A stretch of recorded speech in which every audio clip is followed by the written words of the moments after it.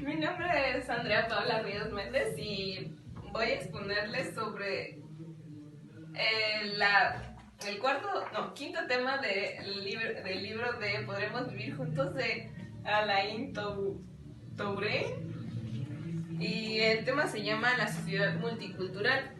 Entonces el autor empieza planteándose la pregunta de que cómo puede remontar a partir de lo que algunos considerarán erróneamente una posición individualista. ¿Cómo puede remontarse al problema de la vida social, de su organización y sus instituciones? Entonces dice que la respuesta es que el sujeto no se confunde con el individuo, que no es un conjunto constantemente cambiante de estados que conciernen a sus determinantes sociales, sino a un trabajo. Y después dice que en el capítulo va a explicar por qué la única respuesta a esa pregunta es la invocación del sujeto. También dice que el análisis de este libro no parte del yo, que parte de la desmodernización, de la dislocación creciente de las sociedades modernas. Bueno, la verdad no entendí bien esta parte, pero pues dice que la tarea consiste en explicar por qué, como ya mencioné anteriormente, la invocación del sujeto es la respuesta inicial a la pregunta. El primer subtema del que habla se titula Los límites de la tolerancia. Entonces empieza diciendo que los poderes autoritarios tienen la voluntad de unificar culturalmente a la sociedad e imponer el control de un grupo de individuos, sobre el grupo de individuos o sobre un grupo, cuyos intereses, opiniones y creencias son siempre como muy diversos, ¿no? También dice que a medio camino de que se fueron creando los despotismos que se creían ilustrados, y el racionalismo laico, la racionalización industrial, identificó el proceso de la ración.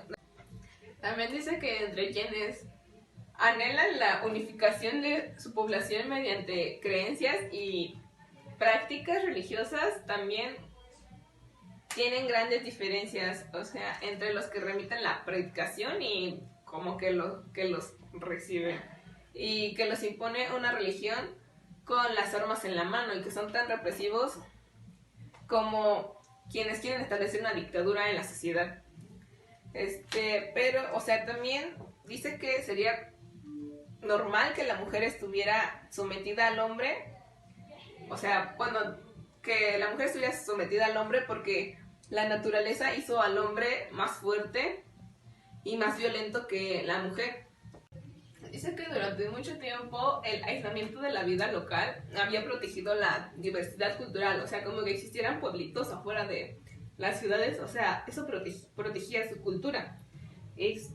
La protegía de las ambiciones de un poder central cuya capacidad de intervención era muy limitada. Entonces, si las culturas seguían afuera, entonces como que ellos no podían intervenir en su cultura.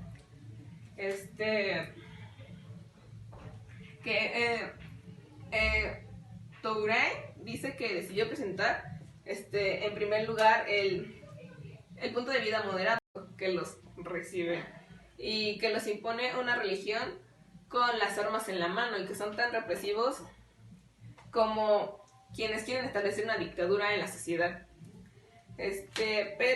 También dice que sería normal que la mujer estuviera sometida al hombre, que la mujer estuviera sometida al hombre porque la naturaleza hizo al hombre más fuerte y más violento que la mujer. Dice que durante mucho tiempo el aislamiento de la vida local había protegido la diversidad cultural, como que existieran pueblitos afuera de las ciudades, eso protegía su cultura.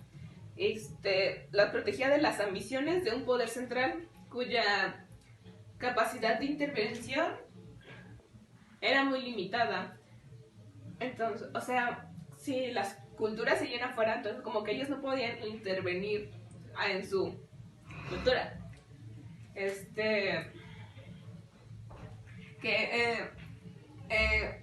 Touraine dice que decidió presentar en primer lugar el punto de vida moderado. En primer lugar el punto de vida moderado, porque lo escribe en una región del mundo en el que la intolerancia y el relativismo no te dejan ganar terreno. También, o sea, dice que en numerosos países los conflictos sangrientos entre las culturas y las religiones y las nacionalidades causaban estragos, y que el hecho de que se mezclaran con ambiciones, o sea, así como tratados, todo eso, que todo fuera con un fin político, no impedía que su dimensión cultural sea dramáticamente importante, y que en los países más ricos y pacíficos y democráticos la afirmación constataría de las entidades culturales y los derechos de las minorías étnicas y sociales que se manifestaban por doquier. Dice que a la pacificación a la que el autor alude fue el efecto del triunfo de la sociedad nacional como modo principal de organización social. Dice que también que en ciertos países durante un breve periodo de tiempo llegó incluso a ser imponente la idea de que, más allá de la tolerancia, la integración nacional era la que podía asegurar la superación al modelo capitalista, de la industrialización y de las identidades culturales demasiado ancladas en la sociedad. Dice que ese modelo nacional, el modelo que mencioné anteriormente, también es nacional y democrático, que junto con las libertades públicas permitió combinar el pluralismo y la unidad política. También hizo que preparara el laicismo, pero también a menudo impuso las mismas reglas y forma de vida a todos, lo que los etiquetaba como un modelo, o sea, los etiquetaba como arcaicos, marginal o minoritario, y que fue prohibido, o sea, lo que era arcaico, marginal y minoritario fue prohibido, inhibido inferiorizado. Dice que menciona a Gerard Noriel, y que dice que él mostró la manera de pensamiento francés, y que en particular los estudios históricos y sociológicos habían ocultado, o sea, mostró que los estudios sociológicos que habían ocultado durante la Tercera República ahí decía la realidad de la inmigración, mientras señalaban la importancia de la inmigración en Estados Unidos. Que cuando se empezaron a multiplicar los estudios sobre las minorías o regionales, se descubrió que hasta pudieron haber sido destruidas algunas culturas y sociedades. Bueno, el ejemplo de la legislación canadiense, que fue después de la Segunda Guerra Mundial, y que empezaron a imponer el empadronamiento de la población y la escolaridad de los niños inuits. También dice que transformó en apenas una generación una sociedad en un grupo de personas dependientes de la asistencia social, o sea, su vida tuvo una mejora, pero tuvo un precio de la pérdida de identidad. O sea, como que ellos ya no podían hacer nada por sí solos y necesitaban que alguien les dijera qué hacer. O sea, tuvo beneficios en su vida, pero perdieron su propia identidad colectiva, o sea, del grupo, y pues personal. La imposición del modelo supuestamente progresista y científico no condujo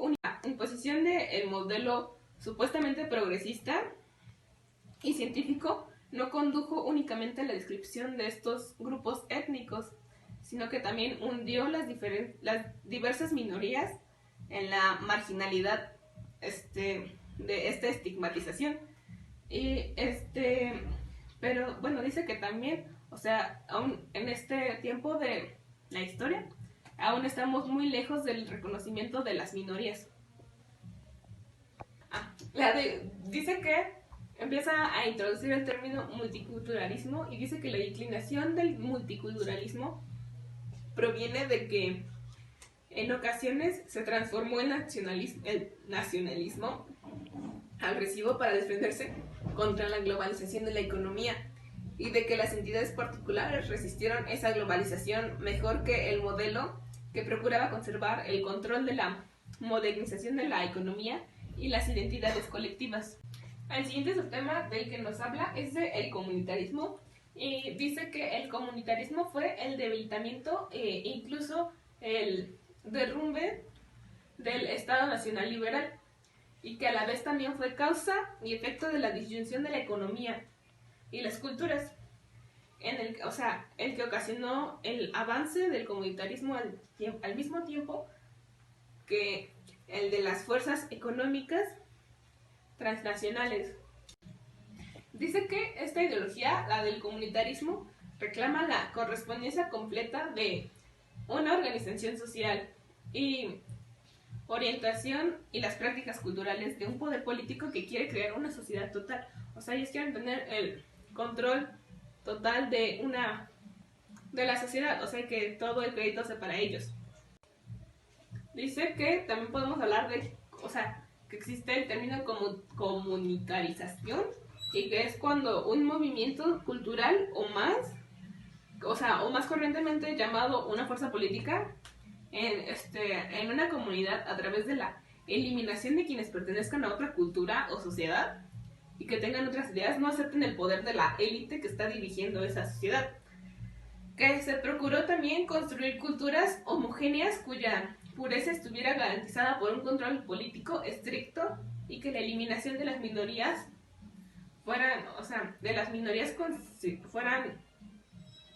las consideraran más, como que consideraran más eliminar o suprimir o inhibir a las minorías.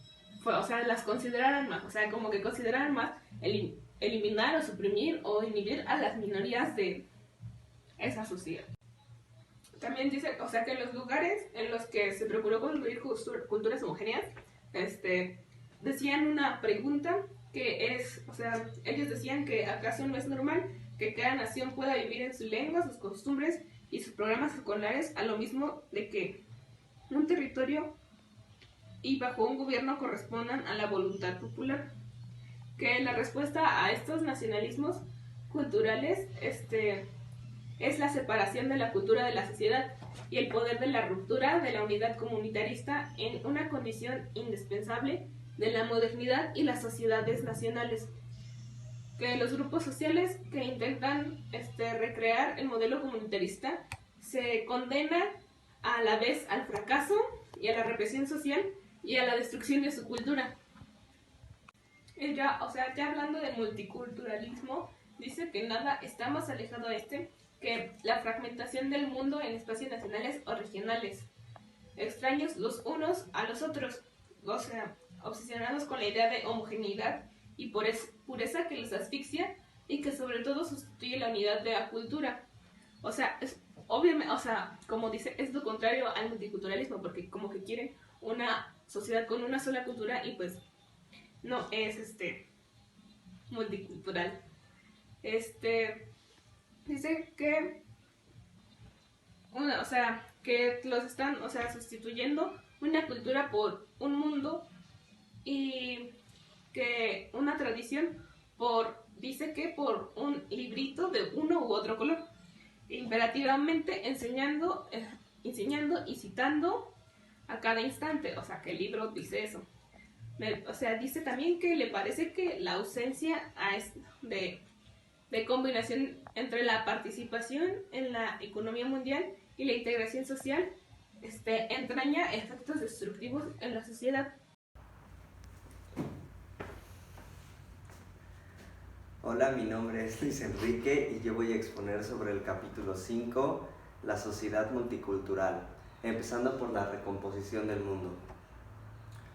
Comenzando con la premisa de que la nueva recomposición de un mundo multicultural se trata de la construcción mediante la comunicación entre las culturas de un sujeto humano cuyo monumento no terminará nunca y del que por consiguiente nadie individuo, sociedad o cultura, podía declararse portavoz o representante privilegiado. El libro nos menciona que el multiculturalismo y la reordenación del mundo no es una nueva Torre de Babel, ¿Esto qué quiere decir? Quiere decir que todo el mundo, todas las partes del mundo participan en esa reordenación. Países dominantes occidentales han elaborado la idea del desarrollo duradero y sostenible. Países dependientes tratan de combinar la modernización con la defensa de la identidad y la industrialización con la limitación de las desigualdades sociales. El multiculturalismo es una invitación para salir de la confusión que se hizo en el mundo, dando referencia al mito o leyenda de la Torre de Babel, donde fueron los hombres condenados a una confusión de las lenguas para dificultar las cosas que quisieran hacer, ya que si toda la humanidad estuviera unida, lograría básicamente todo lo que se proponga. Bien, el libro dice textualmente: sin el reconocimiento de diversidad de las culturas, la idea de la reordenación del mundo correría el riesgo de caer en la trampa de un nuevo universalismo.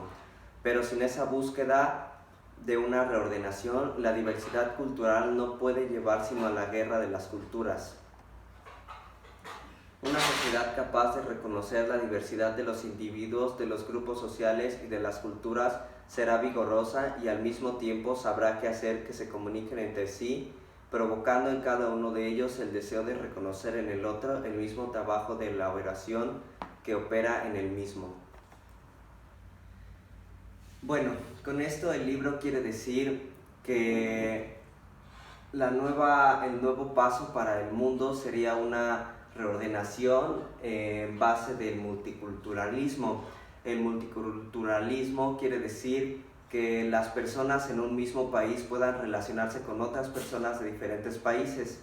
Así, por ejemplo, tendrían mayor comunicación entre ellos y la comunicación y la aceptación de todos los sujetos sería más posible. Por ejemplo, sería más fácil lograr obtener información de diferentes países y culturas si tú en tu comunidad conoces a otra persona que es de otro país, y sería una fuente más confiable, por ejemplo, preguntarle a ella qué es lo que está sucediendo en su país, que prender las noticias y verlo por ahí. Por ejemplo, en la situación que está pasando en Venezuela o en países que tienen conflictos en estos momentos, sería más fácil si tú conoces a una persona que vive en ese país y que tiene conocidos o familiares en ese país, preguntarle así a ellos qué es lo que está pasando en su país, en su comunidad, y que confiar en los medios de comunicación que podían estar manipulados o ocultando información.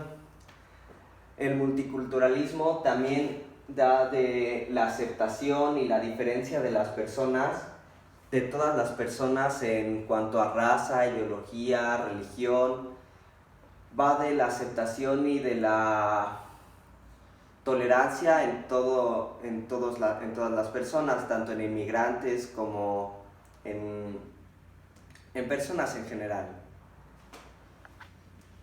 Y bueno, la identidad política es una forma de identidad social que marca la pertenencia a ciertos grupos que tengan en común una lucha por alguna forma de poder. Este puede incluir una identificación con un partido político, pero también se aplica a la toma de posición relativa a cuestiones políticas específicas, a las posiciones en relación con el nacionalismo, a las relaciones interétnicas o a los ejes ideológicos más abstractos. La identidad política básicamente es algo que ignora el individualismo de una persona y lo centra en un grupo. Un grupo de identidad política puede ser un grupo que está relacionado por alguna ideología política, por religión, por la forma de cómo es el individuo físicamente, y así lo meten en un grupo de identidad política y no en un solo individuo. Es una forma más de unir a las personas, por así decirlo, en una forma multicultural. Bueno, eso es todo por mi presentación. Gracias por su atención. El capítulo que nos tocó nos habla de la decadencia de la democracia. La democracia fue destruida por los regímenes autoritarios que se decían revolucionarios. El autor nos dice que no debemos aceptar en ningún caso que se llame democrático un gobierno autoritario, ya que estos no aseguran en ningún modo que ese régimen sea capaz de responder las demandas de la población. Basta que desaparezca la libertad en las instituciones, o el sistema ya no sea capaz de responder a las demandas sociales, de igualdad o equidad, para que la democracia entre en crisis. Esto es favorable cuando el Estado es reemplazado por factores económicos, sociales y culturales ampliamente autónomos. Pero es desfavorable cuando el debilitamiento del Estado entra en sometimiento de la sociedad, cuando se basa en los intereses de los que tienen mejor posición en los mercados.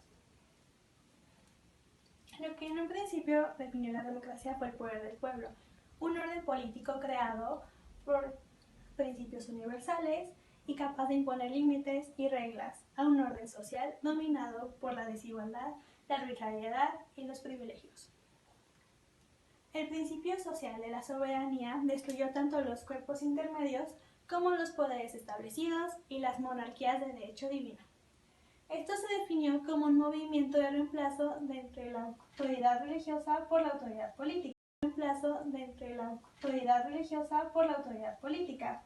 Básicamente, los deberes del individuo para con el Estado son sagrados y se imponen al interés individual. Se puede ver en la democracia directa una de las formas más peligrosas de represión de la vida social. La democracia directa parece más popular y la representativa parece más política, pero la realidad es que es a la inversa. La formación de movimientos sociales está ligada a la solidez de las libertades públicas y, por lo tanto, a la elaboración de la democracia representativa, que reconoce el pluralismo de las opiniones y los intereses. No hay democracia sin reconocimiento por parte de la ley de derechos individuales y colectivos. Las monarquías absolutas y los despotismos ilustrados apelaron a la razón y la burocracia como instrumento de construcción de su poder, al mismo tiempo que combatían las ideas democráticas. El espíritu democrático es una mezcla de civismo e individualismo. La síntesis republicana fue más que una ideología, inspiró instituciones y prácticas políticas. El siguiente tema es la crisis de la democracia.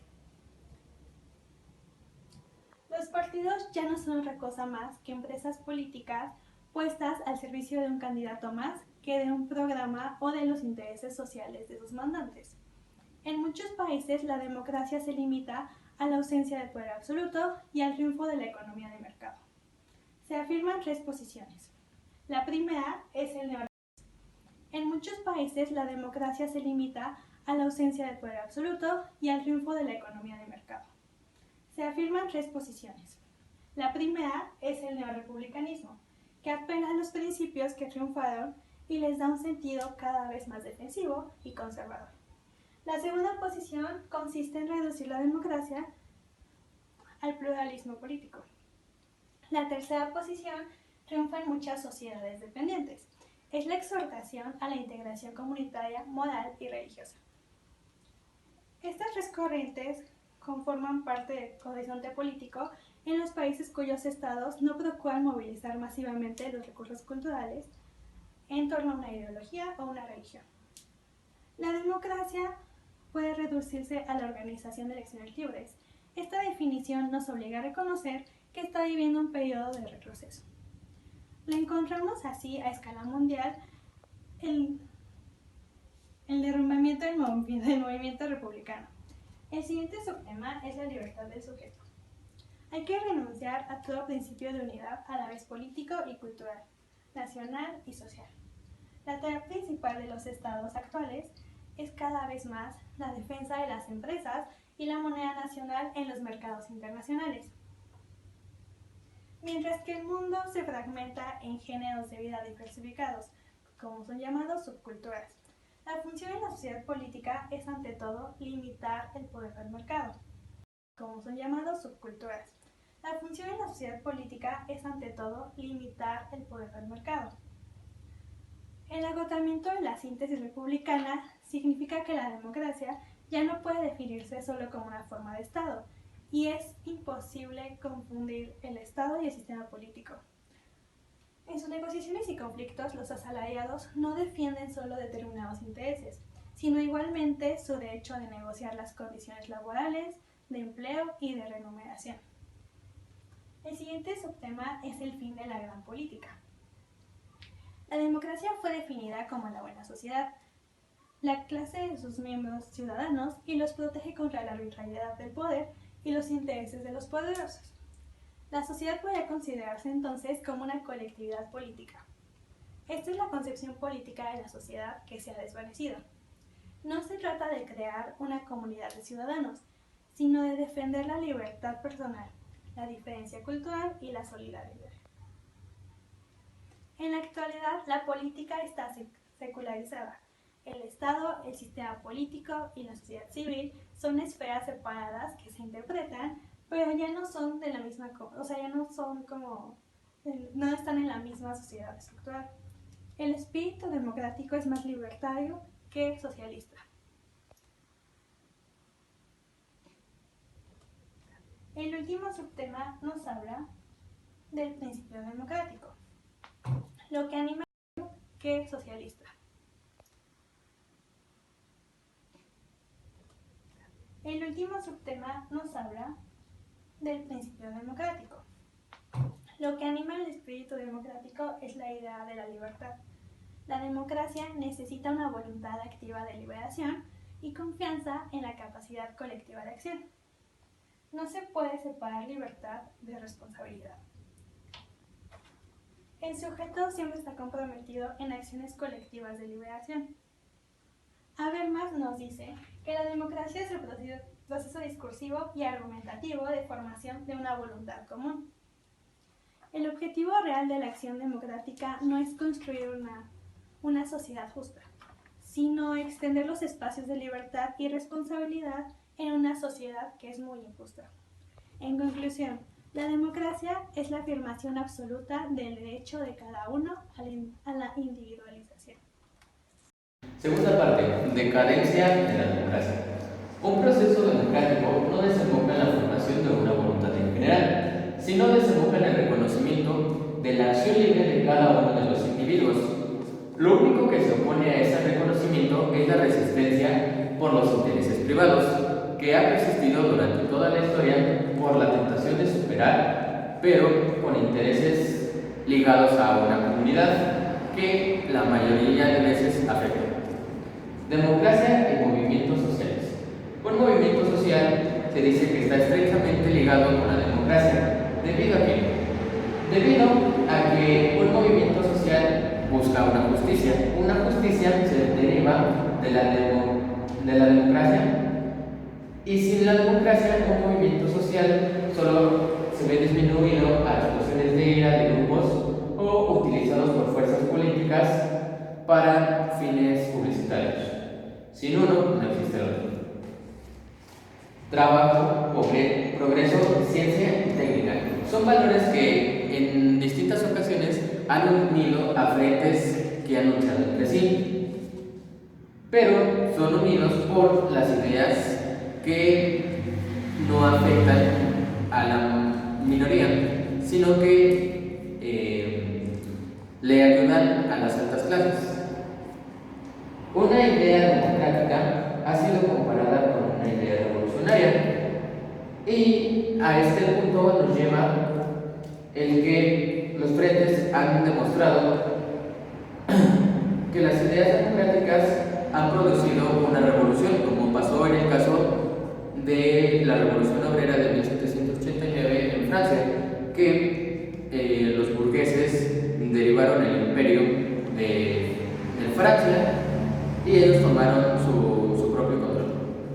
Una política del sujeto define mejor que cualquier otra fórmula de la democracia de hoy, en que consiste en el reconocimiento de la diversidad cultural, el rechazo de la exclusión y el derecho de cada individuo a una historia que realice él mismo, o al menos parcialmente.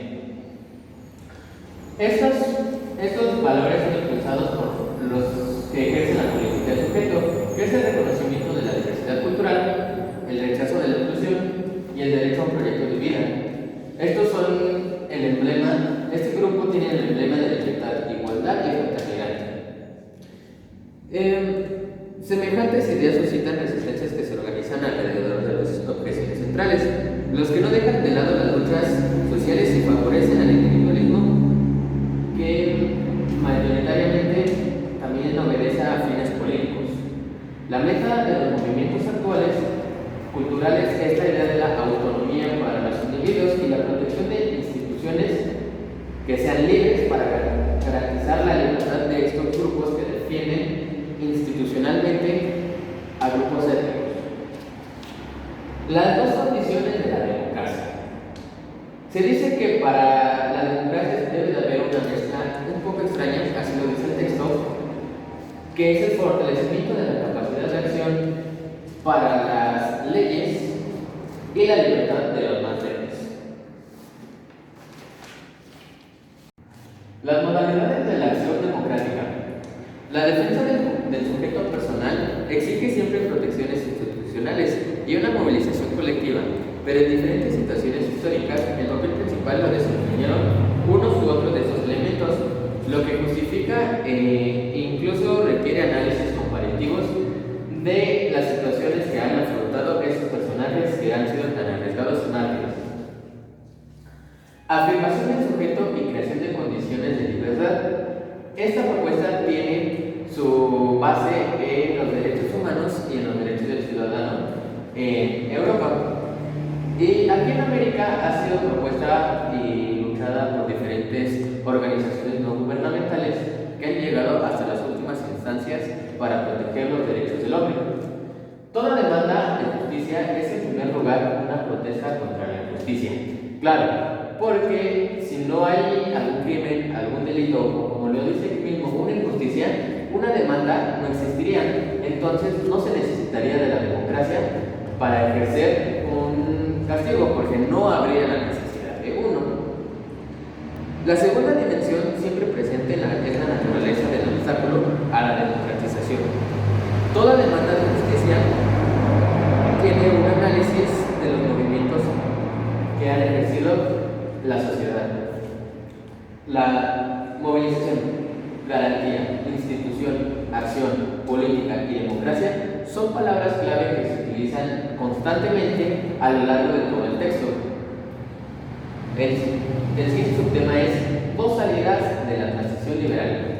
Mientras la libertad en este sentido inmediato no es asegurada, ningún discurso sobre la democracia tiene sentido o no será lo suficientemente convenciente para erradicar la inseguridad de la población. Porque la política del sujeto no podría reducirse a la defensa de sí mismo. Claro, porque sería muy ambicioso que solo utilizamos nuestra política para beneficiarnos a nosotros mismos. Tenemos que ejercerla para beneficiar, aunque sea a la mayoría, y no tener elitismos entre la sociedad. La integración social. La demanda social vuelve a estar por delante de la oferta política, y es que los índices de las demandas por injusticias han sobrepasado los límites y necesitan que la democracia renazca y con ello los movimientos sociales que busquen la verdadera acción.